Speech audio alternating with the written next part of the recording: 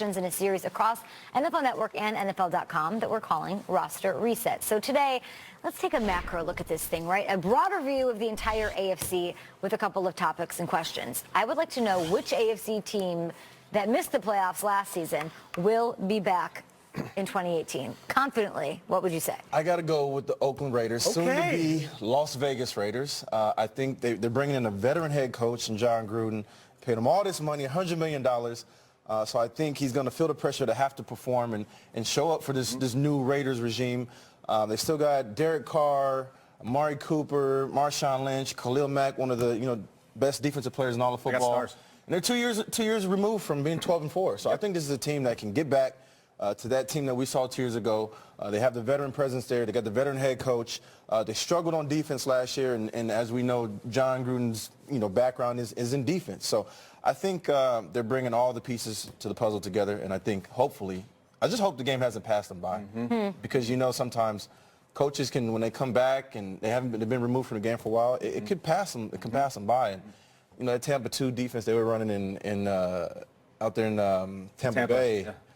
And they may not work. And they don't have Derek Brooks, and they don't have Simeon Rice. I get it. They don't have those same guys over there. It's hard. I mean, are things going to click right away for him is the thing. He's been gone so long. He's been doing other things. Or will it be better than ever because he has a wider perspective? That's the thing with Gruden. He hasn't been on the couch. He hasn't been on the golf course. He has been, and no pun, he's been grinding, the Gruden grinder. No, that's why it's called that. Every week he's at a different building. And I know that he does Monday night games, right? So every week, a lot of guys would show up a day beforehand. He would show up on Saturday morning, spend time at the facility, get to know how that team operates. Like, he has been as invested as any non-coach could possibly be through his broadcast duties. So I'd like to think he is still pretty much in tune. And what do you think that would make him even more well-rounded, too? Just look, I look at John Lynch, and what he learned in broadcasting had to have helped him with what he's doing in the front office. So, why wouldn't so broadcasting is the way to get back to that. That's it, Reg. My man. What about you, Kay? Front office cake. I'm going to go with the LA Chargers. Big surprise here. I love them in the AFC East. I just feel like they are flowing just like a river. Like with Phillip Rivers, he's a veteran. He's great. They didn't make any flashy additions. They had one of the best offensive lines in football last year, allowing the fewest sacks in the league. And then they signed Pouncey, which sort of just shores that whole thing up. I like adding to something that was already great. They've got all of the pieces. Rivers was top 5 in passing. Given all the tumult and the change across that division, they barely missed it. It was brutal. I wanted to see them in the thing so badly. They were on a roll to end the season. They had to move to a different city, new head coach. Now I think they have some rhythm. They won 6 of their last 7 games last year. Let's go, Jeff. I think it's been underreported just how tumultuous that offseason was. They moved their entire franchise up to a new location. And then, Kate, on top of that, new coach. And, you start off 0-4, and then they still finished the season strong. I think they were just clicking. I'm going with the team that gets a lot of guys back and added a couple new players. I'm going with the Houston Texans. Okay. The AFC South last year was won by the Jaguars, and the Titans also went to the playoffs. But I still felt like if the Texans were completely healthy, who knows how that thing could have shaken up.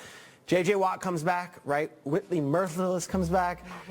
But most importantly, Deshaun Watson comes back. And in just the short amount of time we saw him, he went head-to-head with Tom Brady, he went head-to-head with Russell Wilson. He won huge games. He won a Thursday night game in Cincinnati, the first start of his career, in which he was told on Monday morning, you are starting Thursday night, and you have had no first-team reps your entire career. And he won the game on the road. I love this team, and I love the addition of the Honey Badger. I think Matthew's going to be fantastic in this defense. And look, DeAndre Hopkins, we talk about Odell, we talk about Landry, DeAndre Hopkins has not had a steady quarterback his entire NFL career. He puts up better numbers and better catches. Top 3 receiver in the league, I think. And it completely blows away everybody when it comes to highlights. So imagine he has a guy that every week he knows is going to be able to deliver him the ball. I love what the Texans have on paper. Now, Bill O'Brien, there's no excuses. They're all back. They're all healthy. This has to be the year. Tough division, man. Tough division, really tough. I'll be quick here because I'm going to double back. I'm going back to Los Angeles. I think it's the Chargers. Very simple. Let's look at the AFC West. Broncos, new quarterback. We'll see. Chiefs, new quarterback. We'll see. Raiders, new coach. We'll see. Chargers, loaded. Just loaded. New nothing. I will say this. I think I should say it for Kansas City's sake. Andy Reid owns the Chargers. He is 10-3 against the Chargers. Going back to Philly now. Yeah. He owns them, so they need to get over that hump. I just think they're so damn talented. I think the Chargers finally get him. And they're fun. Melvin Ingram came on our show during the Super Bowl. He was so fun. He had double-digit sacks. So did Joey Bosa, your boy.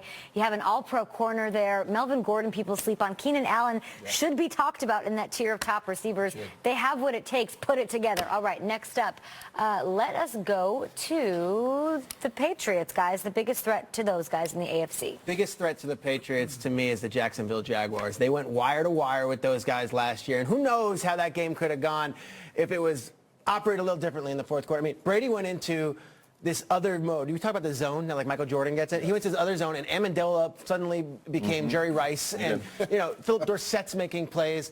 The Jaguars were up in the AFC Championship game late into that game and now they bring back the entire defense. They add players. I think Moncrief's a nice addition.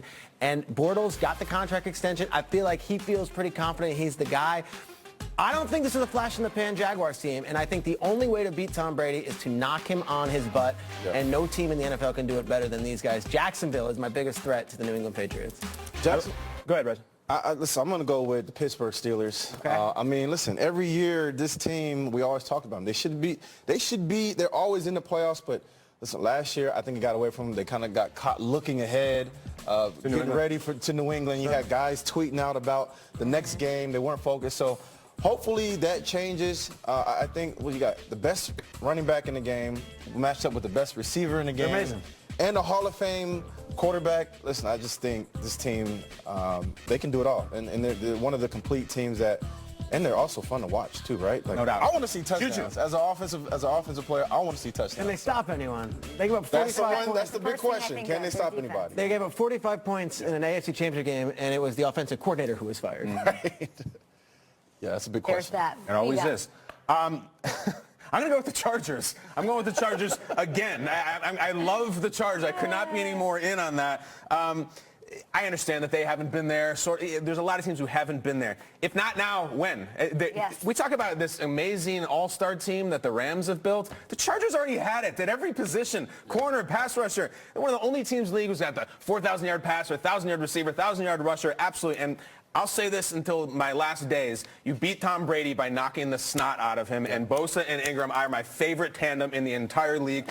I would love to see the AFC title game in the StubHub Center. Tom Brady, in perhaps his farewell season, goes to the fairgrounds in Carson, California to do it. And it could happen, guys. The Chargers are that talented if they put it together between the ears. Now, look, is Anthony Lynn going to stare down Bill Belichick? I don't know yet. There's someone to know. What's the concert in the StubHub the Saturday night before the AFC Championship? Oh, it's good. They have I looked it up. They have a double bill. POD and Shaggy are going to they're going to split the audience. They're going to try to clean off the crowd, and hopefully they can have the AFC title game. You made that up. No, I looked it up. It's right there. What if the biggest threat to the Patriots is the Patriots? Love it. I'm not even trying to be like that, but I'm thinking, I don't think there's a team that can knock them off if they're on their A game. But with all the things that happened last year, I think their team got worse. I don't think their team got better as far as the roster is concerned. Losing Nate Solder is huge. Losing the deep threat, Nate Burleson's convinced me, is a huge thing, if only his presence being on the field. If Gronk's not 100% happy and committed, they lose their safety valve in Danny Amendola. Julian Edelman's 32. How's he going to look? Just remember who you are. Yeah. I'm not ready. Like everybody, like Tom versus time, let it wait. I would like to see the Patriots still be a dominant force in the league. Don't threaten yourself. Sure. Does that make sense? Yeah, no, 100%. Yeah. Don't get in your own way. Don't get in your own way. Do what you do, and you'll be just fine. Do they ever get in their own way? No, they never do. That's my heavy lifting. They never do. That's my heavy lifting there. Eli Manning went first overall in 2004. We will head back.